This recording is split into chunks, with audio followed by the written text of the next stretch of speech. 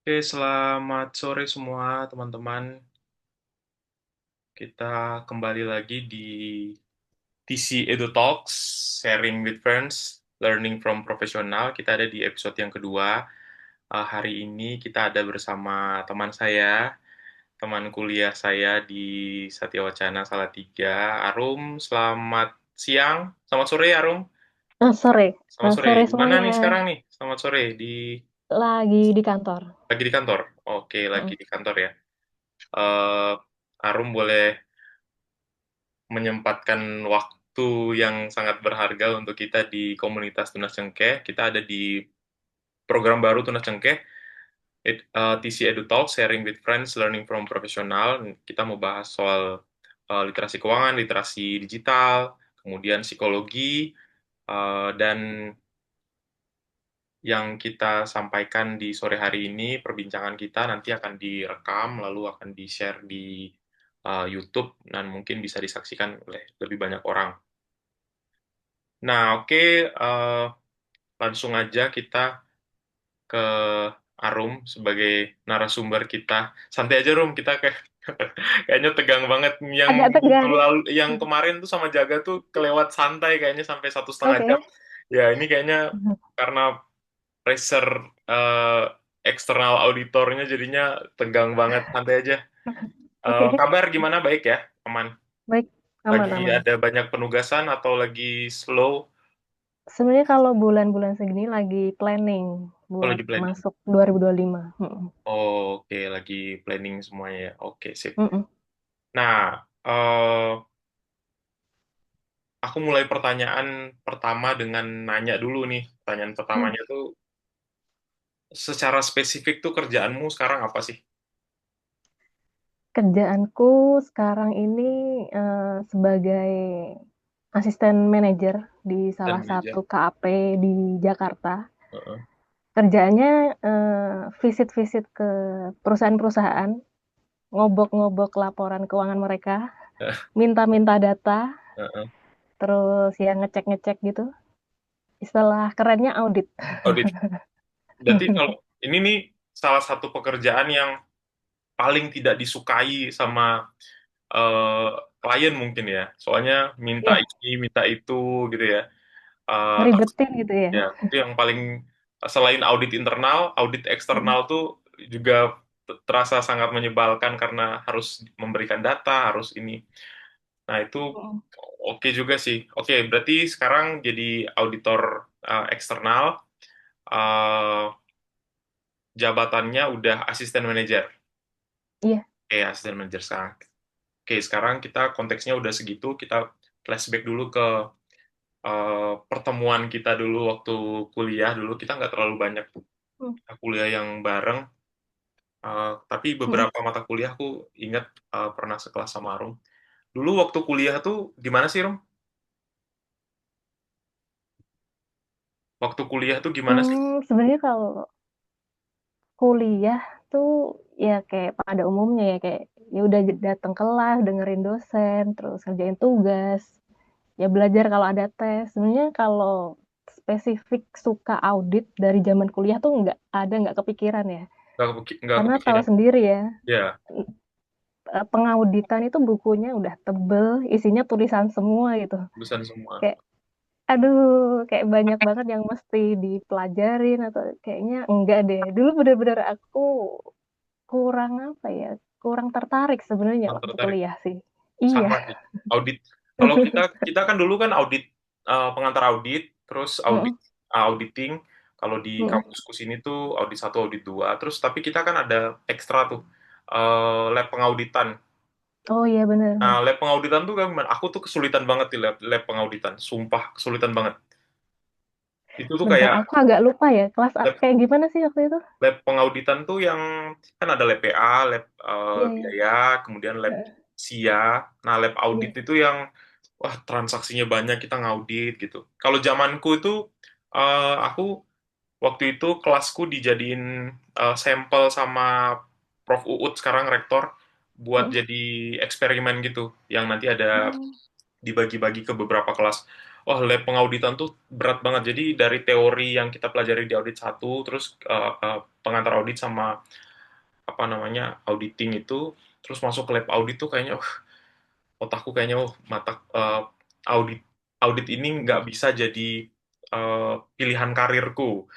Tapi kamu nggak ada bayangan gitu ya? Kalau kalau Lepsia tuh aku kebayang banget Lepsia karena aku bareng sama Jaga Mmm, kan. Terus akhirnya Lepsia tuh bisa aku terapin. Tapi kalau lab audit tuh emang nggak bisa sama sekali. kalau nggak salah inget bahkan aku nggak ngambil deh lab pengauditan Oh, itu. nggak ngambil lab audit? Kan Enggak, satu soalnya SKS doang. itu pilihan kan, jadi kayak Oh, pilihan ya. iya, Kalau aku lab seingat semua aku aku kayaknya ambil. nggak ambil.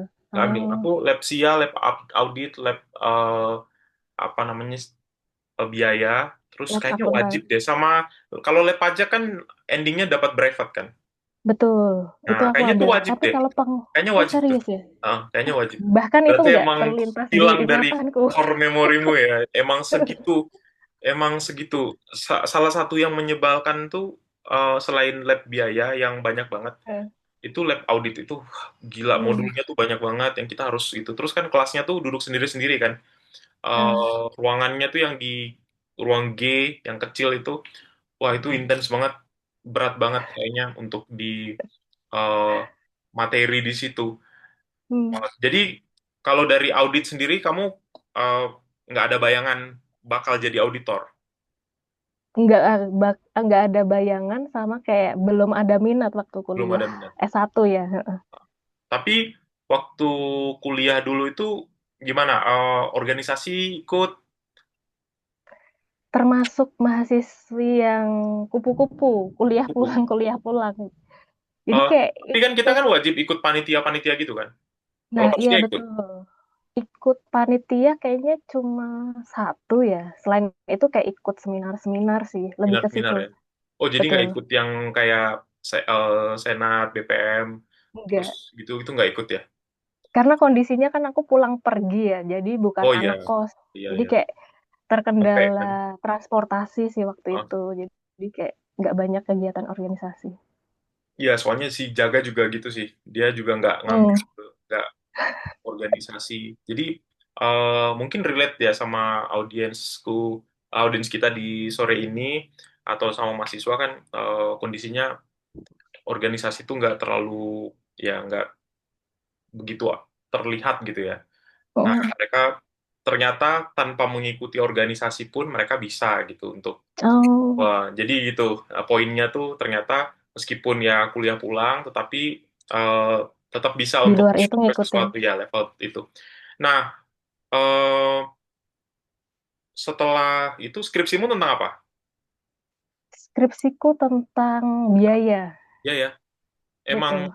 emang dari awal mau ngambil biaya gitu atau Oh, kalau dari awal sebenarnya udah bawa judul, udah kayak baca-baca jurnal, terus kayaknya ada tertarik tentang keuangan tuh. eh, Nah, terus waktu masuk ke dosen pembimbing, terus dosen bimbing bilang kayaknya coba deh, dia kan lagi kebetulan kayaknya lagi apa neliti itu juga. Jadi kayak coba kamu baca-baca topik ini. Jadi ada beberapa anak bimbingannya yang dikasih judul yang sama, coba dikulik tapi dengan sampelnya yang beda.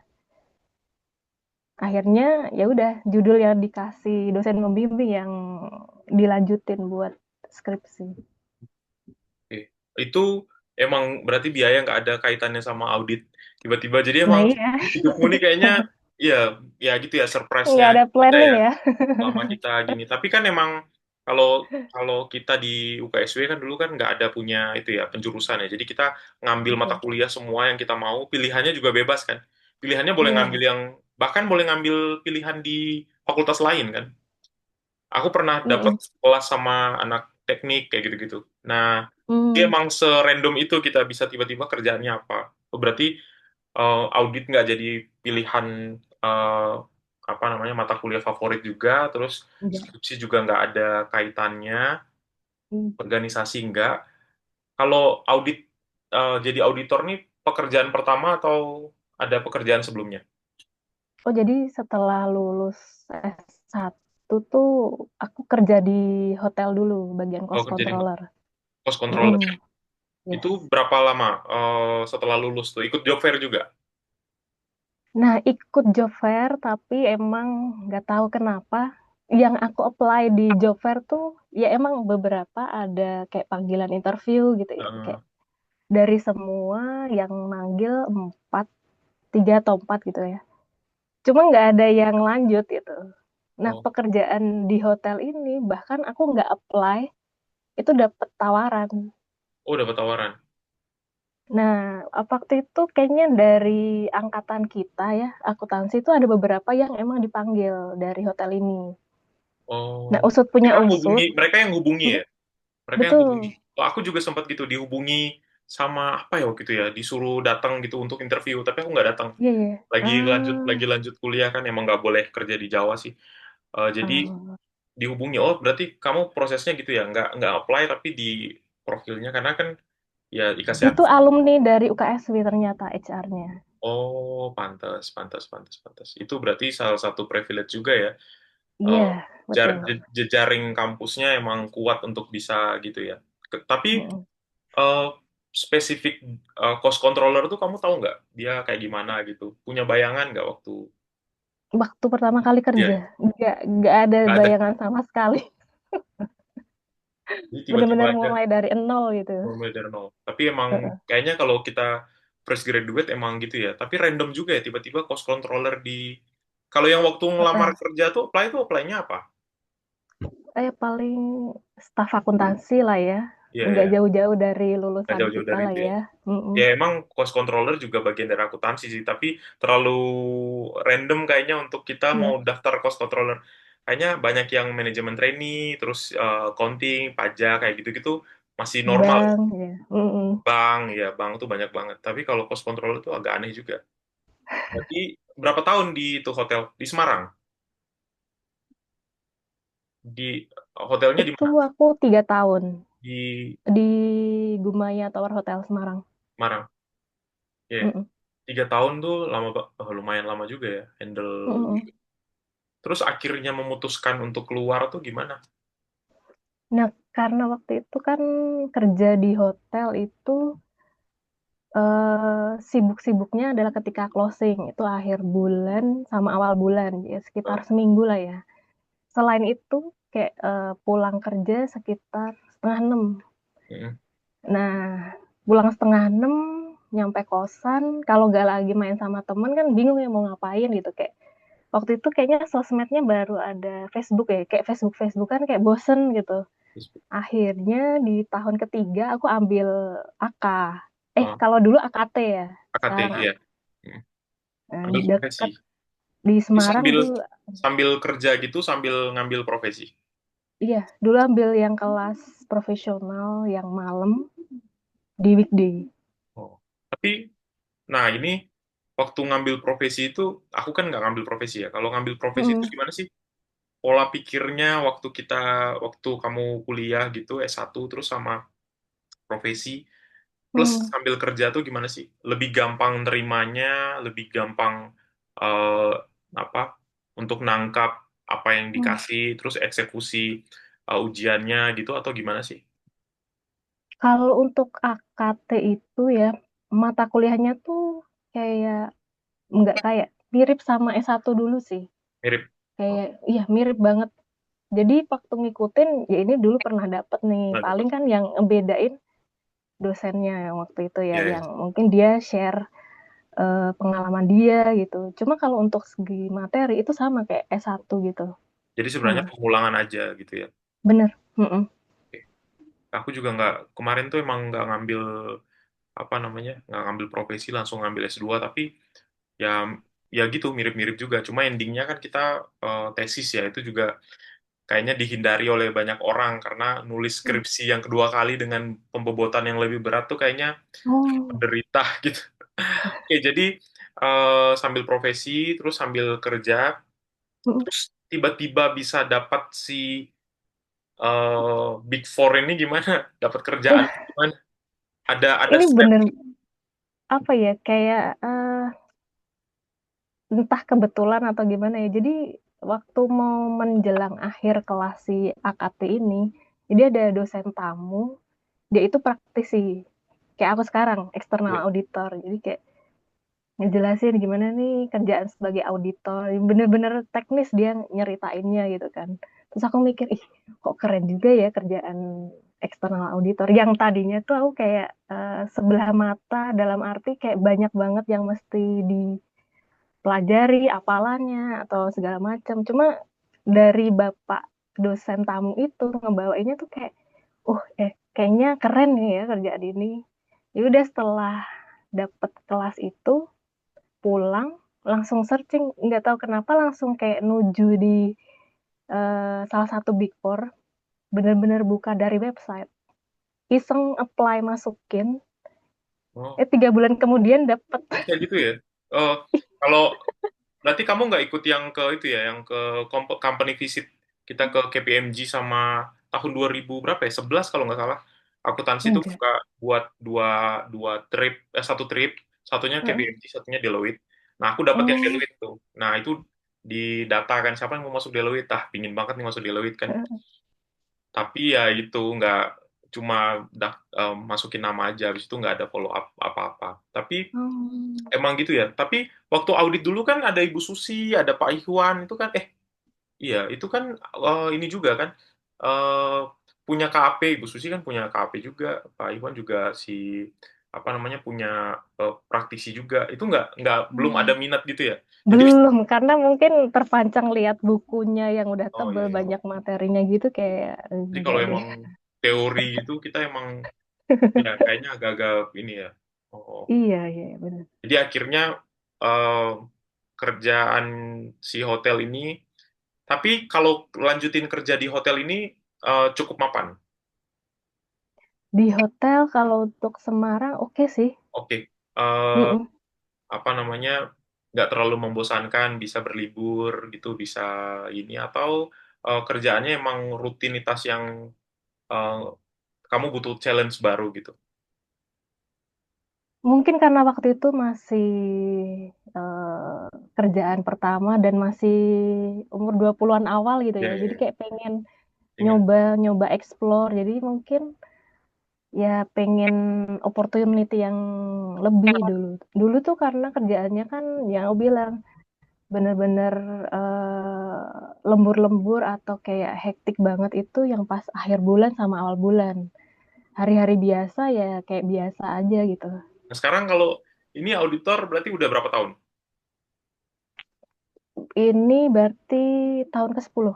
Tahun ke-10. Nah, tahun ke-10 nih sebenarnya kan kita tahu auditor tuh kan harusnya lebih lebih padat banget kan kerjaannya dibandingkan si hotel atau Heeh, ternyata enggak juga sih. iya. Bayangannya tuh gimana sih?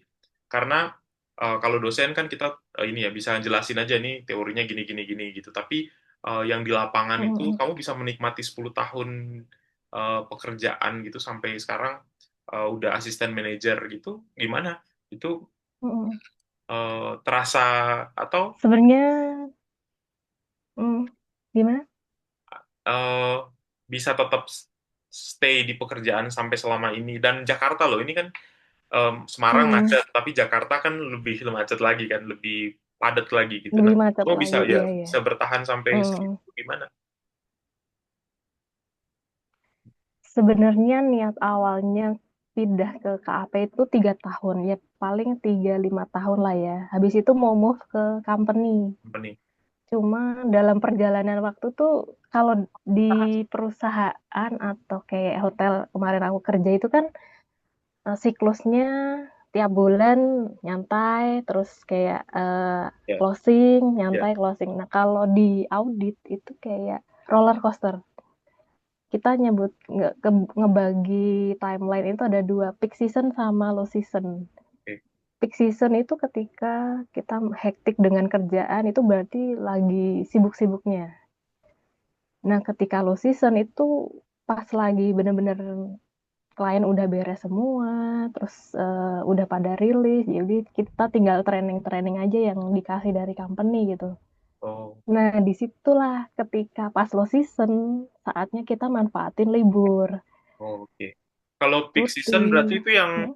sebelum laporan keuangan rilis gitu ya, yang berarti di Iya, awal kayak tahun itu ya. bulan-bulan ini, Bulan-bulan ini sebelum akhir tahun ya kan sebelum udah akhir mulai tahun. planning nih. Oh, ini udah mulai Terus planning. kayak mulai nanjak sampai nanti bulan Juni nih baru udah mulai turun lagi. Turun lagi gitu. Jadi sebenarnya Iya. emang kerjanya ya ini juga. Tapi kalau minggu lalu, sorry, 3 hari yang lalu tuh kita sama Jaga tuh ya dia seneng juga karena dapat klien yang baru gitu. Nah itu kamu hadapi juga. Mm-mm.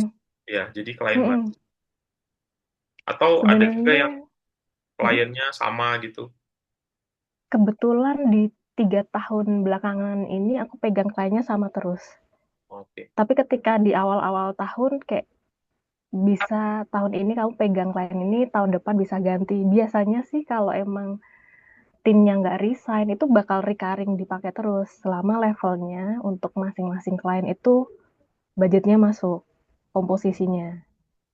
Biasanya seperti itu. Tapi bisa jadi emang kalau masih baru-baru tuh bisa dipindah-pindah ke Oh, apa ya?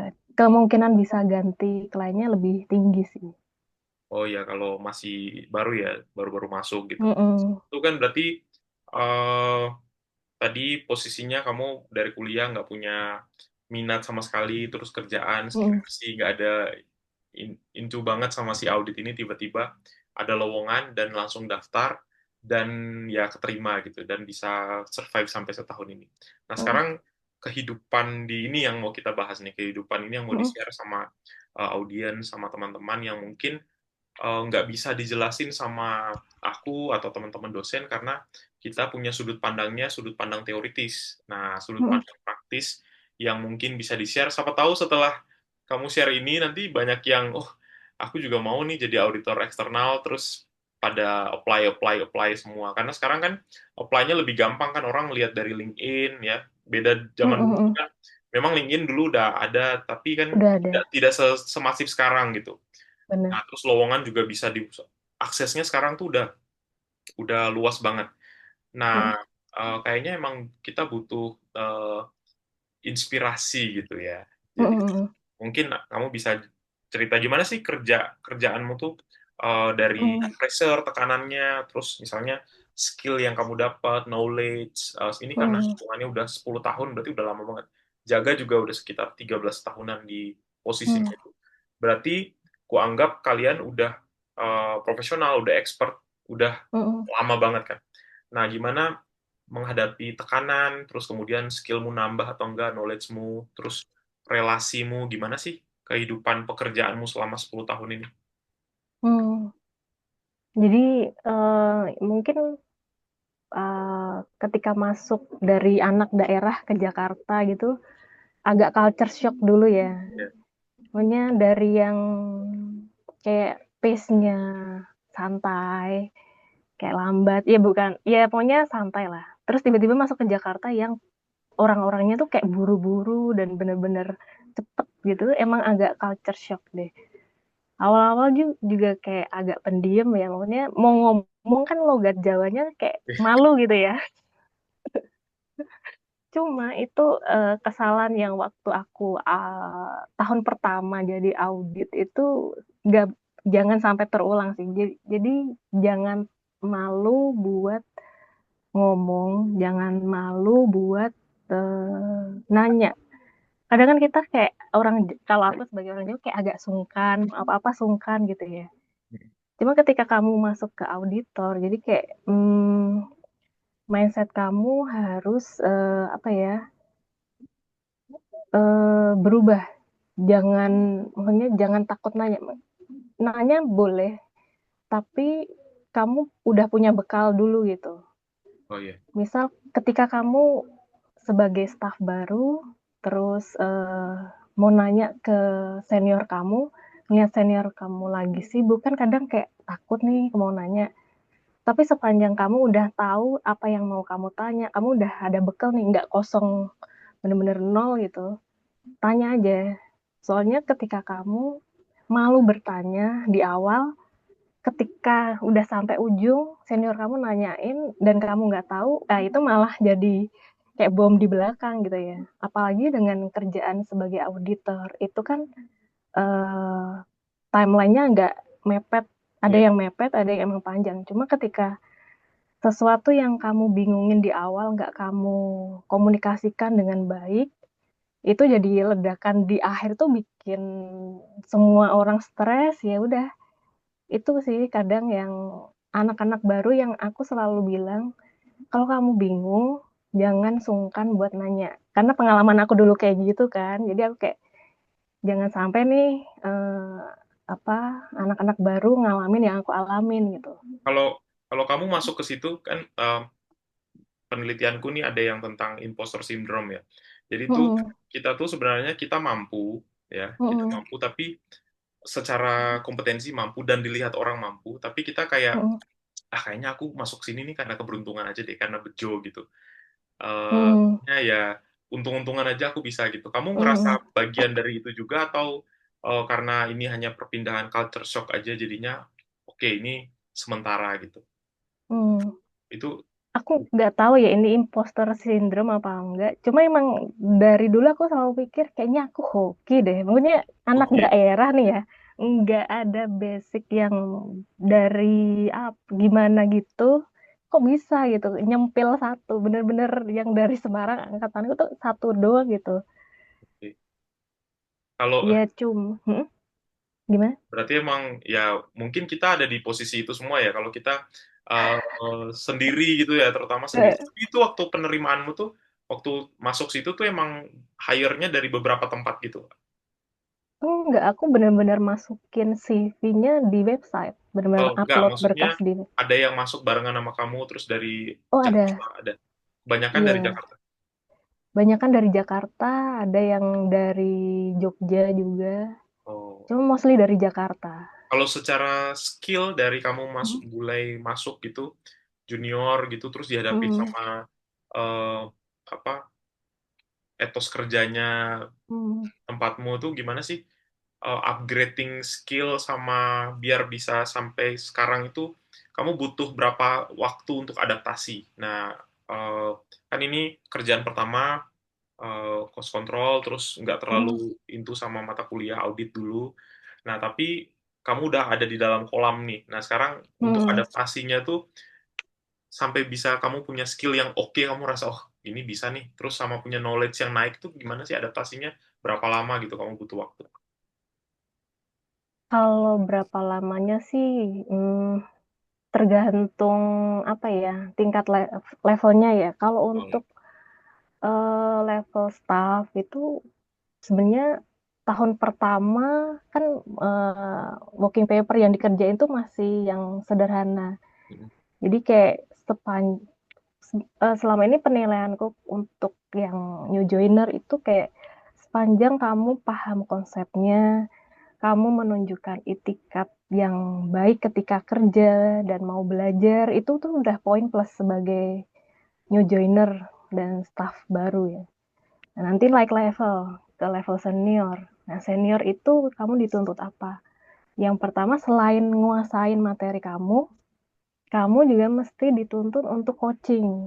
ya, Coaching itu ngajarin downline kamu. iya. Oh, jadi gitu ya. Pertama masuk junior, terus habis itu udah Senior senior tuh dulu. harus karena udah handle handle orang juga berarti. Dia sebagai senior itu udah, bahkan sebelum senior kan di tempatku dibagi associate satu 2. Associate satu itu yang benar-benar new joiner. Associate 2 itu ya tahun keduanya associate kan. Hmm. Yang kalau dia promote. Nah, itu aku selalu nekanin kalau udah associate 2 dan kamu punya downline, kamu udah mesti belajar untuk coaching. Oh, oke. Jadi Nah, nggak itu dari yang in charge langsung ngajarin, in charge masih ngajarin staff, cuma mesti ada levelnya. Kadang kan yang sebagai new joiner mau nanya yang in charge-nya itu kan kayak agak segan, malu atau oke. takut. Ya udah yang paling deket dari si ASO satu ini ya ASO duanya. Tapi Jadi kamu bisa kayak coaching gitu kan waktu kuliah dulu nggak terlalu into sama organisasi gitu bisa berhadapan hmm, sama orang tuh basicnya gimana? Apa dari kerjaan di sebelumnya? kantorku ada ini, Oh ada, ada training. oh ada training. Gimana cara coaching yang baik, sama kita learning dari senior-senior kita kan. Oh, oke oke. Jadi kita sebenarnya ada 2. Jadi untuk senior yang baik anggapannya, berarti, oh nanti ketika aku jadi senior, aku mau jadi kayak gitu nih. Nah Oh, untuk senior yang kurang baik, oh nanti kalau aku jadi senior, aku nggak mau deh kayak gitu. Jadi kita jadi sama-sama belajar sih. jadi ada role model gininya ya. Kalau Yes. dari segi knowledge-nya, berarti kan ya Mm-mm, pasti naik ya. Kan mm-mm, tanggung jawabnya juga naik dari junior, associate 1 2 terus sampai eh, sekarang jadi apa asisten manajer ya. Itu juga mm-mm, pasti naik. Kalau dari relasi gimana sih? Karena ini mm. tim Tunas Cengke ini ngelihat profile apa ngirim posting di IG terus ngelihat yang like itu banyak banget. Terus itu kan random banget tuh kita dapat engagement dari luar itu banyak banget. Ini ayo semangat Arum, semangat Arum. Ini relasi sesama satu kantor sama Big Four lain tuh gimana sih, Cak? Eh, setelah kamu kerja di sini nih gimana sih? Sebenarnya itu eh yang nge-like itu ya nggak cuma teman-teman kantor ya. Heeh. Jadi waktu di Jakarta itu aku juga berkomunitas, Oh iya. ikut komunitas jalan-jalan. Cuma kalau di company kita dibaginya per grup, Heeh. grup-grup gitu yang diaudit. Ya mostly emang teman-teman itu yang paling sering kerja bareng atau teman peers Oh iya. atau ya teman grup gitu sih. Eh, tapi kalau punya sampai komunitas jalan-jalan tuh berarti emang tadi ya peak sama low season untuk Iya, kerjaannya iya, mempengaruhi ya. Kan ini bener-bener. buat yang apa yang eh, dengar kita ngobrol di sore hari ini, Arum udah sempat sampai ke Banda. Tahun berapa tuh? Hmm, 2000 2 tahun yang lalu. 2 tahun lalu. 2 tahun lalu. Pas Mm-mm. dosen-dosen posting ke Banda, terus kamu Nah, chat kan tanya iya, ke Banda gitu. Dan kayaknya kalau bisa sampai ke Banda berarti bisa sampai ke tempat lain juga. Berarti emang secara pekerjaan jadi auditor ini emang kerjaannya tuh emang uh, apa namanya cukup menantang, tapi juga mm, bisa untuk gitu ya uh, apa relaxingnya tuh bisa lumayan oke juga ya. Nah, secara finansial berarti mencukupi untuk di Jakarta. secara benefit itu oke banget sih. Oke banget. Maksudnya kamu bisa apa saving, bisa buat jalan-jalan, bisa buat ya hidup di Jakarta gitulah. Oke. Kalau apa namanya? Ya, kalau tadi kan dibilang pangkat-pangkat gitu ya. Kalau untuknya Mm, mencapai posisimu sekarang itu butuh berapa tahun? Itu eh, buat bisa ke situ tuh ada kriteria tertentu nggak? Nah yang tadi aku bilang setiap level itu ada tantangannya. Heeh. Tantangan di sini bisa disebut sebagai KPI ya. Heeh. Jadi tiap tahun tuh ada assessment dari perusahaan. Jadi untuk staff yang aku bilang kalau dia kerjaannya apa, dia udah paham apa yang dia kerjakan, terus dia menunjukkan etos kerja yang bagus, terus dia nggak hilang-hilangan, apalagi kan sekarang kita bisa online ya. Online. Selama kamu masih bisa dicari atau masih bisa communicate dengan baik sih itu kayaknya udah basic yang emang sama hours. Jadi tiap level itu punya KPI hours yang mesti dicapai tiap Itu tahun. itu jam-jam penugasan.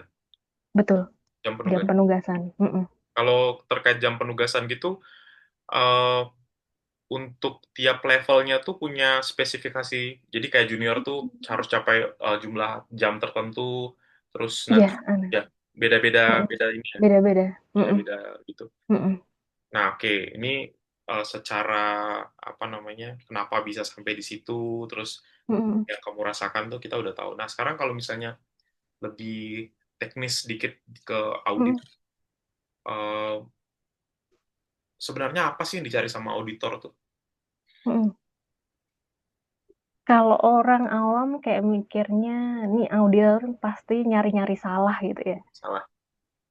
Padahal sebenarnya yang kita mau achieve adalah apa yang di-prepare sama klien dalam bentuk laporan keuangan itu dapat dipertanggungjawabkan secara andal. Iya, Ketika di apa dijabarkan lagi gimana sih biar kita bisa memastikan itu andal, ya udah tiap akun-akunnya kita mesti assess dulu apakah proses proses bisnis ini termasuk kriteria sebagai signifikan. oke oke. Bentar, Oh, bagian oke oke. sebelum sampai ke bagian itu, eh, Mm, ini kan eh, sebelum penugasan ya mm, kan si partner atau kantor kita lagi buat ini dealnya dulu sama si klien. mm, Nah, mm, setelah deal itu, terus kemudian mm, kalian akan dibagi dalam tim, terus baru bikin mm. perencanaan. Betul betul. Perencanaan, kemudian baru pelaksanaan, terus nanti Mm, laporan akhir, baru nanti opini terakhir yang dikasih. yes. Oh, Mm, jadi itu basic yang ada di teori tuh, mau aku cocokin ya, sama ya berarti oke. emang emang ngerjainnya gitu. Cuma eh, kalau tadi ya mau di assess gitu, berarti kan auditor harus ngelihat si bisnis perusahaan ini dia jalannya seperti apa, industrinya seperti Betul. apa, pengendalian internalnya seperti apa, gitu gimana sih sudut pandangnya? Ada nggak misalnya gambaran satu industri yang sama tetapi perusahaannya berbeda atau perusahaannya emang beda industri gitu yang pernah kamu tangani itu gimana sih cara melihatnya gitu?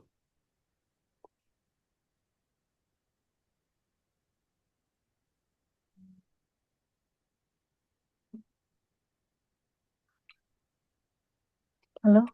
Oh, sorry, Halo? tadi kayak agak Oh putus-putus ya, kok. Eh, kan tadi kan ya Iya. perencanaan, pelaksanaan, terus evaluasi, eh, apa untuk terakhir tutup sampai dengan Mm, ini. Nah kan ini sekarang ini kan lagi ada di mm, bagian perencanaan. Nah kalian mau mengenal, eh, mm, mau assess si klien ini kan, bagaimana sih mau ngelihat, mm, eh, mau assess risiko yang dihadapi, pengendalian internal dari perusahaan itu gimana sih? Cara ngelihatnya tuh kayak gimana sih? Biasanya ketika perencanaan itu kita minta trial balance, istilahnya Hmm. itu balance punya klien per sebelum akhir tahun. Ini Ya, berarti bulan Oktober, antara September atau Oktober kita udah minta nih. Nah, dari situ kita baru ngelihat sebenarnya kriteria pertama bisa dilihat dari amount-nya. heeh, nilainya. Oke. Amount-nya, ya nilainya itu gede atau sama akun-akun ini berhubungan dengan main business klien nggak sih? Oke. Nah, kalau itu berhubungan dengan main business klien, kemungkinan besar itu akan menjadi signifikan account. Hmm. Nah, untuk akun-akun yang signifikan ini, kita mesti gali lagi lebih jauh. Kita mesti apa namanya tahu prosesnya. Mulai dari inisiasi dari klien, misal itu kayak proses purchase, itu mulai dari PO-nya. Ya. Siapa yang prepare, siapa yang approve. Nah, kalau dari itu kan bisa kelihatan Ya. kontrolnya mereka. Apakah orang yang prepare sama approve orang yang beda atau sama. Ya. Oke. Nah, itu dari situ jadi kita inquiry ke klien. Nah, tapi di sini ditekankan bahwa ketika update proses nggak nggak, sorry, nggak cuma inquiry, kita juga mesti meminta dokumen untuk ngikutin alur prosesnya mereka. Oh, berarti ketika prepare PO sama approval, kita minta nih contoh PO-nya apa. Ya. Nah, dari PO ini nanti kemana. Jadi benar-benar kita urutkan dari hasil inquiry sama dengan dokumennya. Hmm. Istilah kami nyebutnya walkthrough. Ya. Oke oke. Nah, Eh, itu untuk proses bisnisnya dulu. itu pengenalan bisnis. Kalau misalnya kaitannya sama pengendalian internal, berarti udah sekalian tuh dia jalannya oke apa enggak, ada Betul, dari mana. Oh, kontrolnya. Yes. itu bisa langsung Mm-mm. kelihatan kontrolnya di situ kan. Iya. Oke oke oke. Mirip juga sama yang Jaga sampaikan kemarin di SIA tuh kita juga ngajarin ngeliat itu eh, Mm-mm. apa namanya flowchart, DFD, alirannya kemana sesuai dengan SOP kan. Dia Mm-mm. tadi lapangannya kayak gimana. Oke, berarti emang relate ya sebenarnya. Nah, itu sering Mm-mm. kujelasin di kelas. Kenapa Mm-mm. SIA itu sama audit terutama belajar audit 2 itu per siklus-siklus gitu, itu relate kalau kamu nguasain ini sebenarnya kamu bisa tahu tuh Mhm. alur-alurnya tuh seperti apa. Emang berarti gitu ya alur kerjanya gitu. Dan kita bahkan kalau klien bikin flowchart tiap prosesnya kita mintain Hmm, buat dokumentasi kita sama kita dokumentasi. mempelajari ininya alurnya mereka gitu. Oh, berarti berarti emang tadi yang pertanyaanku kalau eh, apa beda sama industri tapi beda beda perusahaan itu emang bisa beda cara kerjanya ya.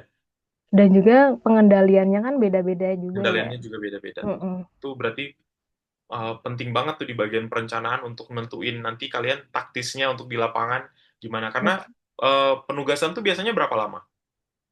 Penugasan tergantung size-nya ya. Jadi ada yang Size company. emang hmm, bisa jadi ketika visit di company 2 minggu. Cuma setelah 2 minggu kan itu kayak pengumpulan-pengumpulan data ya. Setelah pulang dari 2 minggu kita mesti mengolah segala macem. Jadi mungkin aku juga nggak bisa spesifik berapa bulan, tapi ada yang emang 1 bulan, Oh, ada yang lebih dari sebulan berarti gitu. tergantung Macam-macam. tergantung besaran besar kecilnya perusahaan, size-nya kan. Betul. Terus Mm-mm. bergantung juga sama asesmen yang kalian lakukan tuh. Mm-mm, Ya, mm-mm, tuh. Kalau mm-mm, memang sebenarnya baik, tapi pertanyaannya jadinya gini, kalau yang sudah beberapa kali kalian audit itu kan berarti kalian udah kenal mm-mm. banget tuh sama perusahaannya. Yes. Ya, itu Mm-mm. berarti lebih smooth ya dibandingkan sama klien baru misalnya. Kayak baru, betul, betul. Nah, eh, kalau misalnya klien baru tuh kan berarti kalian harus gimana? Pitching untuk masuk ke dalam gitu, apa harus, kalau nggak salah berarti harus ke auditor sebelumnya atau gimana sih?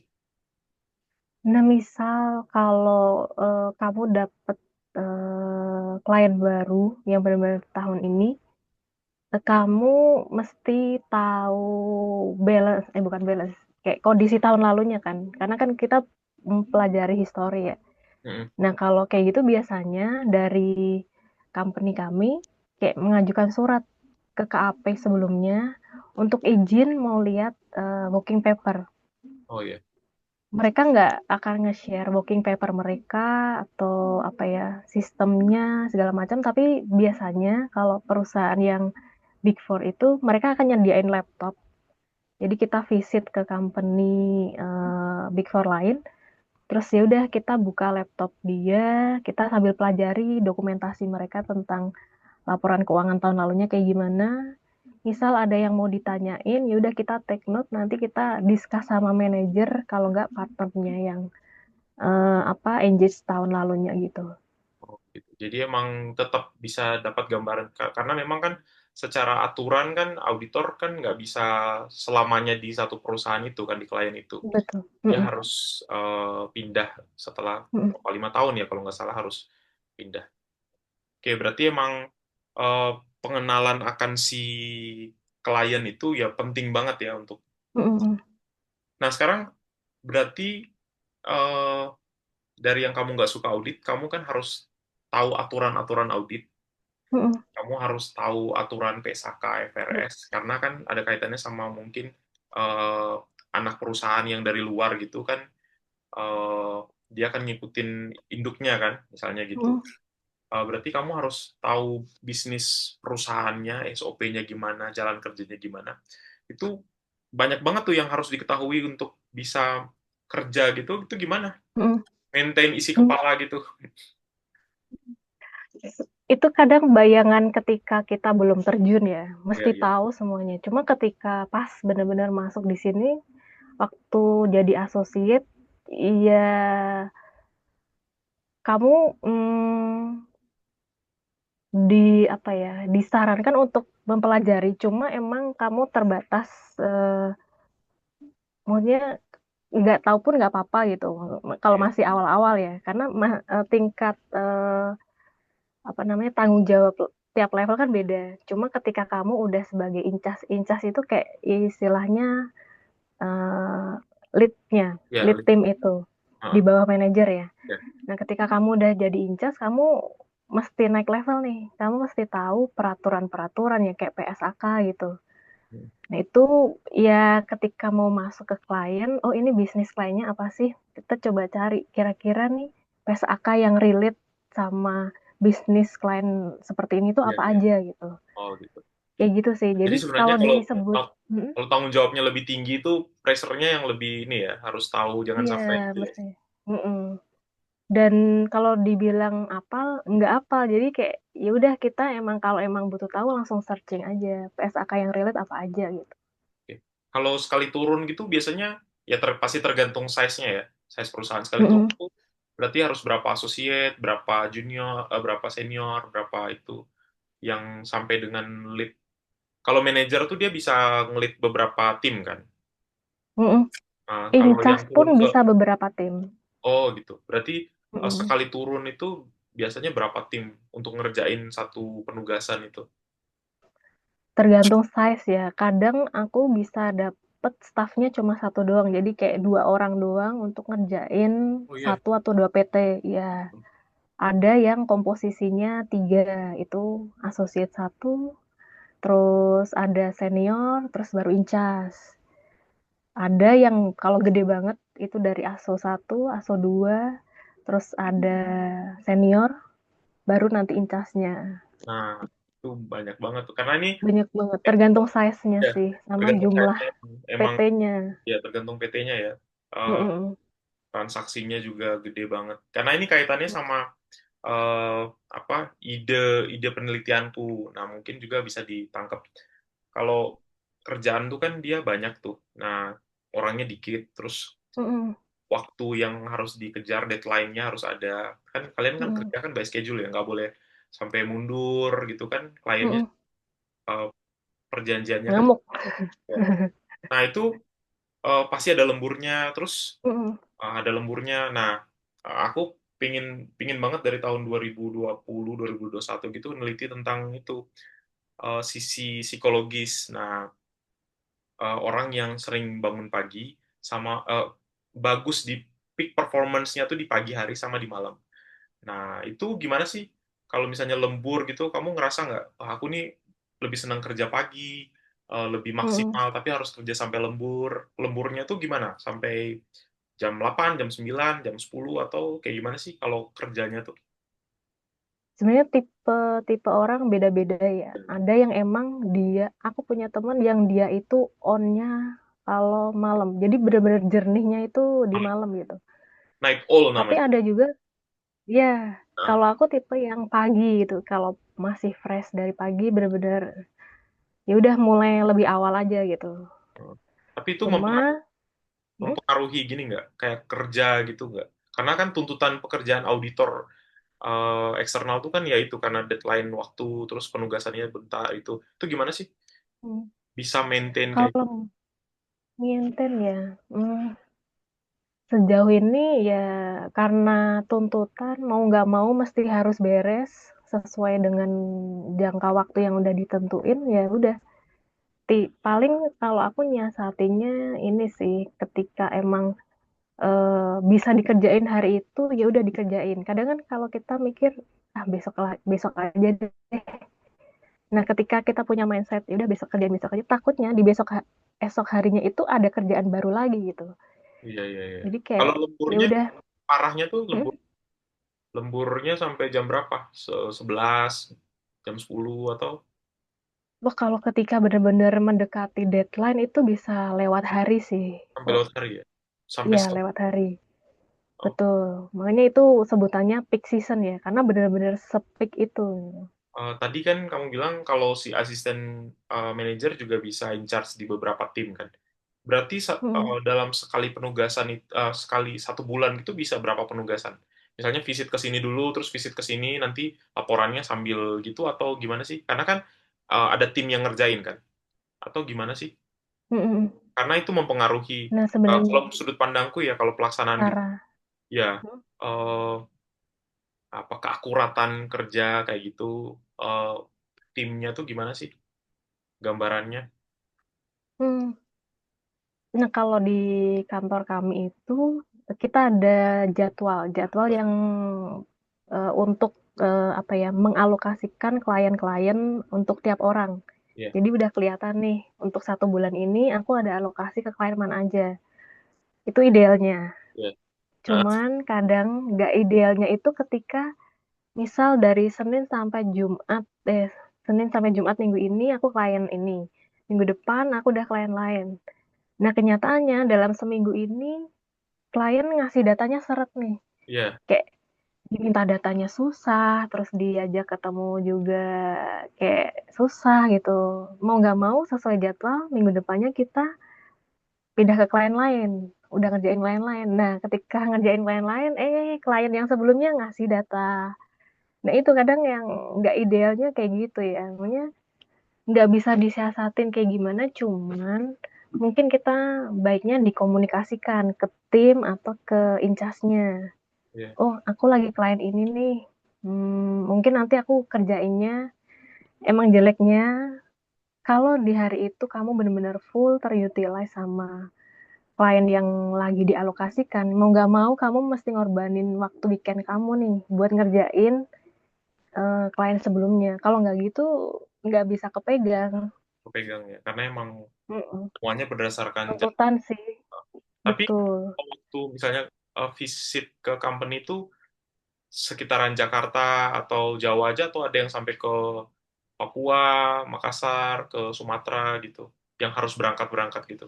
Ada, oh biasanya yang sampai keluar kota ada juga. Cuma kebetulan aku tahun ini dari tahun sebelumnya juga klienku di Jakarta semua. Oh, Tapi ada juga yang sampai Papua, sampai di Makassar, sampai di Sumatera itu ada juga. karena cakupan cakupan apa gede juga ya Kak. Kan profil apa perusahaannya kan juga gede ya, Big Four gitu. Mm-mm. Mm-mm. Kalau sesama Big Four tuh gimana sih? Ada nggak persaingan-persaingan? Kalau sama si kantor KAP kecil gitu. Kalau setauku di Ambon itu nggak ada KAP ya, paling KJA. Mm. Nah, itu gimana Mm. sih persaingan antar bisnis gitu? Kalau aku dulu kerja di bank, ini biar konteks aja. Kita tuh eh, lingkupnya kecil kan. Jadi kita tuh bisa rebutan klien gitu di bank.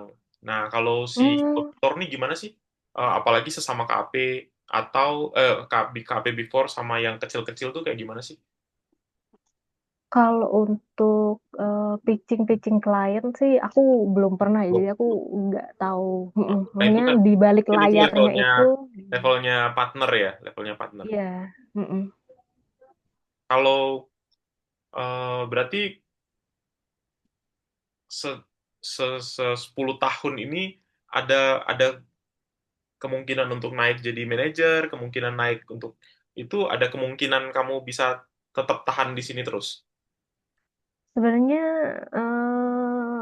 apa ya, level Asmen itu kan kayak sekitar 3 tahun dulu, 2-3 tahunan itu bisa eligible untuk promotion. Oh gitu.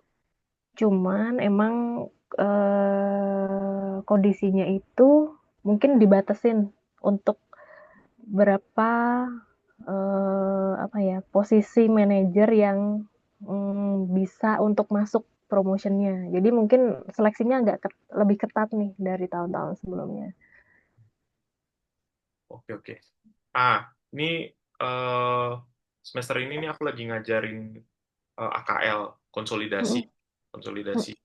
Pernah nggak dapat yang eh, periksa yang konsolidasian kayak gitu? Itu gimana sih dibandingin sama yang eh, ngaudit satu perusahaan aja yang satu laporan keuangan? Kebetulan aku ngonsolnya itu size kliennya nggak terlalu gede dan Nggak emang terlalu. kayak nggak terlalu aktif, istilahnya dorman sih. Oh, Cuma yang ngebedain itu kalau yang apa stand alone sendirian itu kan kamu ya udah transaksi kamu aja yang kamu fokusin. mm, Cuma ketika kamu sebagai parent dan di konsol itu kamu mesti minta laporan keuangan dari subsidiary si anak perusahaan kan. nah, Nah, untuk transaksi-transaksi yang emang saling berhubungan, biasanya kita tahunya dari related party transaction tuh. ya, ya, Nah, itu kan biasanya di elim biar nggak double nongol. Satu di AR, satu di AP. ya. Jadi itu di transaksi eliminasi sama equity equity yang diakuin di anak kan juga harus di nolin nih. Sama dikurangin investment dari parent. Ya. Yang paling bedain itu sih, ada jurnal elimnya aja ya. Ninggalin. Mm-mm. Ya emang gitu sih, AKL pusing banget tuh eliminasi. Eh, Ini aja udah pusing, tapi kayaknya waktu kerja di bank juga aku ngerasa, "Ih, kerja di bank nih kayaknya berat gini." Tapi waktu emang mm-mm. Pas jalaninnya tuh emang, dijalani. ya setelah dijalani training, terus kita nanya gitu, itu emang Mm-mm. bisa ya.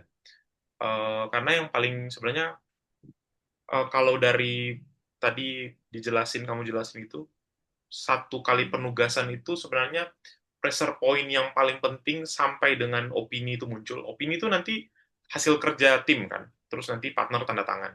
Atau dia gimana sih? Eh, Oh, opini itu kan hasil akhir setelah kamu kayak udah setelah neliti dokumen, neliti data, terus ada muncul temuan, Temuan terus udah hasil temuan itu dikomunik, komunikasikan. hmm? Dikomunikasi. Bahkan sebelum kita kayak masukin temuan itu ke working sheet, Ya. worksheet, itu kita udah sounding ke klien nih. Ini kita ada temuan yang ini. Jadi kayak kita clarify apakah yang kita anggap temuan ini beneran temuan atau memang oh ada ya bukan seperti itu. Jadi kayak kita communicate Ya. dulu. Nah, setelah kita communicate, apa ya, kita kumpulkan bukti itu ya udah klien agree kita masukin ke ke worksheetnya. Klien yang masukin ke worksheetnya diupdate ya udah. Berarti kan dengan anggapan bahwa laporan keuangan yang dipersiapkan oleh klien itu udah tercakup dengan adjustment-adjustment yang dipropose audit. Nah, dari hasil itulah partner mengeluarkan opini. Oke. Kayak Berarti itu kan gitu. emang kinerja tim secara keseluruhan kan. Eh, Betul. aku inget sih dulu waktu di audit dulu gitu, item perkara minuman galon aja nih mau ditaruh di pos apa gitu terus Hmm. dikomunikasikan. Hmm. Nilainya Iya, kayak betul nilainya itu. apalagi kalau nilainya material kan Mm-mm. itu dikomunikasikan. Jadi ya emang pelaksanaannya emang gitu ya kalau audit. Kalau tantangan yang paling sering dihadapi itu apa sih selama kerja tuh? Tantangannya bisa dari pribadi yang kamu alamin di kantor gitu terkait dengan penugasan atau ke klien mungkin yang Hmm. paling kayaknya ini berat banget nih tapi ya bisa aja terselesaikan oleh sendiri bisa aja diselesaikan oleh tim itu gimana sih Hmm. tantangan yang bisa dihadapi. Sebenarnya tantangan yang emang banget itu ketika yang tadi aku share kayak overlapping klien ya. Ya. Jadi udah deadline-nya barengan, overlapping. Itu sih yang paling banget. Tapi sejauh ini sih ya emang kadang ada klien yang ketika kita minta data agak susah Kalau itu wajar sih. dicari-cari. Ya, Ya. cuma kalau cara nyiasatinya biasanya kita kayak communicate ke atasannya. Oh ya, oke. Kan kalau di audit itu eh, tiap seminggu sekali kita akan update permintaan data kita yang belum kita dapat nih. Hmm. Ya udah kita share aja ke atasannya. Waktu Jadi, ngupdate itu ngupdate-nya kalian posisi di kantor atau ngupdate-nya kalian visit? oh bisa jadi ketika visit atau kita udah balik dari kantor. Oh gitu, lengkapin data terus di Mm. kalau Tapi kan, gimana gimana lanjutin. tapi kadang kalau yang klien luar kota itu kita benar-benar dituntut ketika lagi visit ya udah permintaan datamu yang harusnya kamu udah minta harusnya udah dikasih. Oh iya, nggak boleh sampai. Jadi setelah kamu pulang nggak ada permintaan data. Ya, itu kan klien kadang suka kayak gitu ya. Cuma ya kalau emang bisa di speak speak ya gitulah. Tapi kita emang bener-bener usahain jangan sampai ada yang kelewat. Makanya dari akun apa aja itu kita mesti udah rinciin permintaan data kita gitu. Hmm, berarti emang harus laporan keuangan tuh harus hatam banget ya ini ya. Kalau jaga kemarin kan dia kan ya minimal PA sama SIA tuh udah kuat. Tapi kalau audit nih kayaknya banyak banyak juga yang harus ini ya pengendalian internalnya, SIA-nya, terus Pajak pun kita pajak juga mesti tahu. juga mesti tahu. Terus dari Mm-mm. HRD orang-orangnya gitu juga harus ya Mm-mm. karena kan semua kan. lebih Mhm, kompleks ya. Jadi tanggung jawabnya juga lebih gede ya kalau untuk audit gitu. mhm. Tapi menikmati ya sampai 10 tahun. Jadi Mungkin kena low season trap kali ya?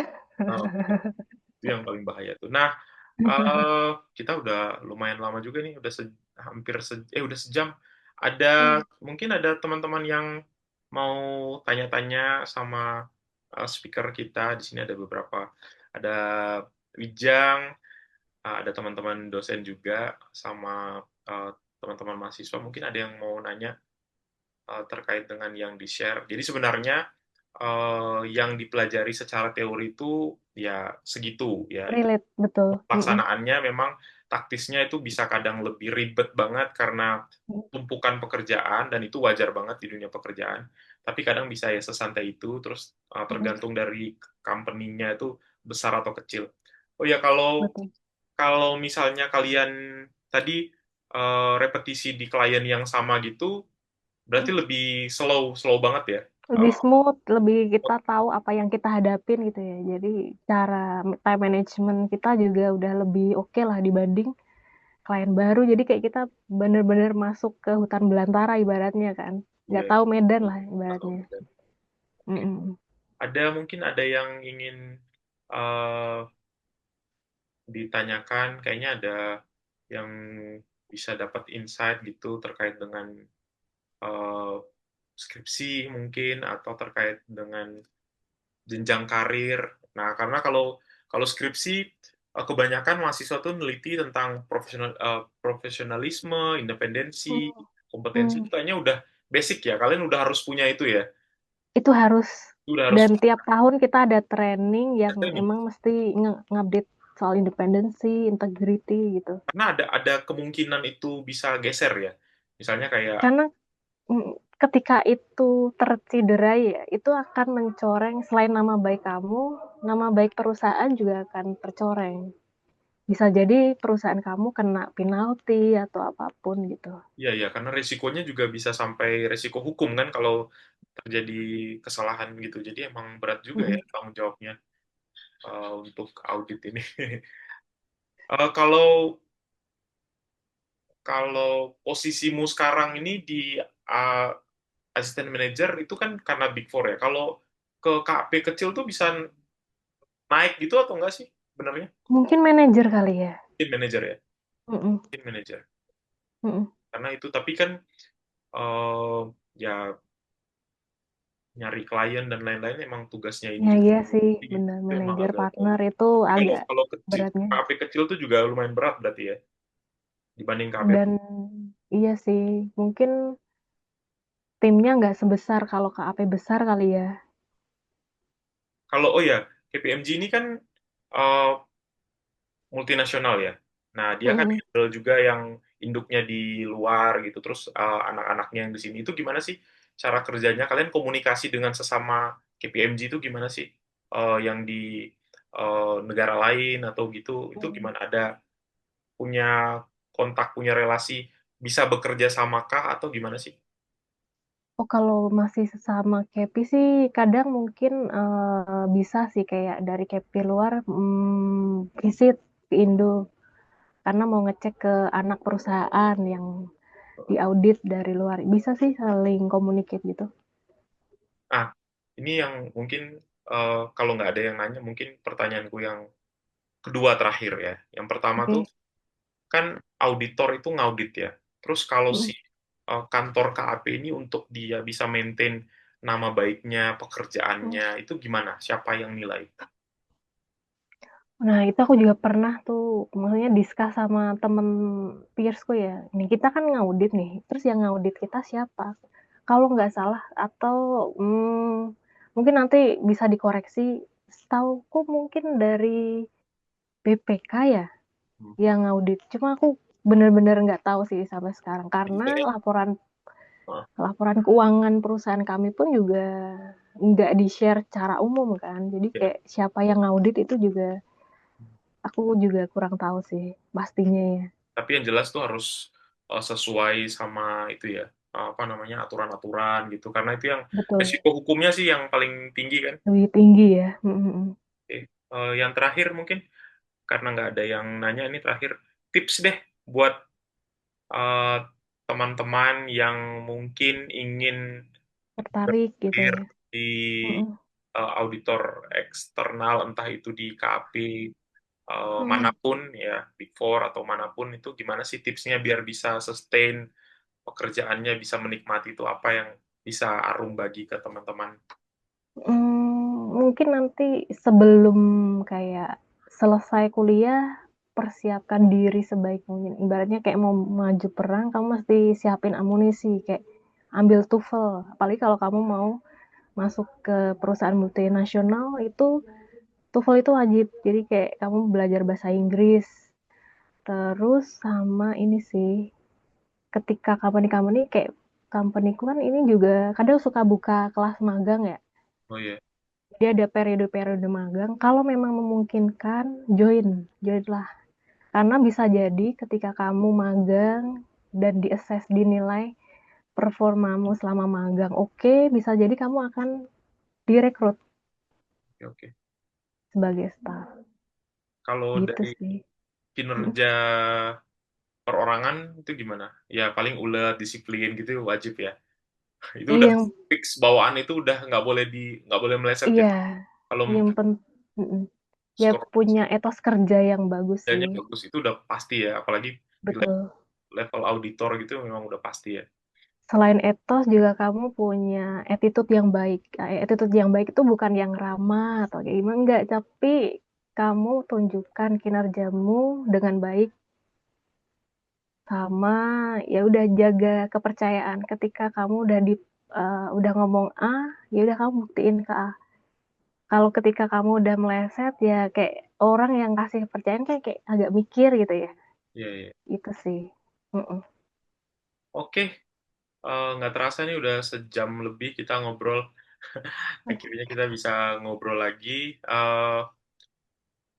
Terima kasih banyak Arum buat waktunya, buat informasi pengalamannya yang boleh dibagi untuk aku untuk kelas juga sama teman-teman audiens juga.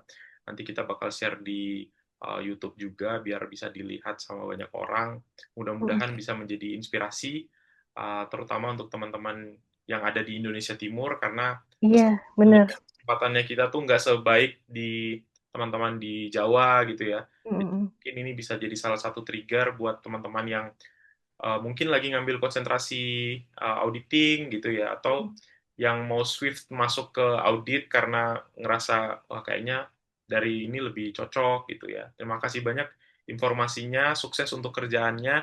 Oh iya, Thank you. ini ada dokumentasi. Bentar kita teman-teman yang hadir mohon izin untuk kameranya di on cam dulu biar kita bisa take. Ini kayaknya pada sibuk-sibuk semua.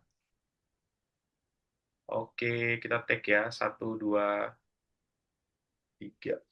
Oke, ini karena nggak terlalu banyak. Oke, satu, dua, tiga. Oke, terima kasih banyak Arum untuk kesempatan yang baik di sore hari ini. Mudah-mudahan kita bisa ketemu lagi. Nanti kayaknya bakal kontak-kontakan untuk sama Andi deh. Nanti kita coba duet. Iya, Karena Andi aku lihat juga kemarin notice postingannya juga kan.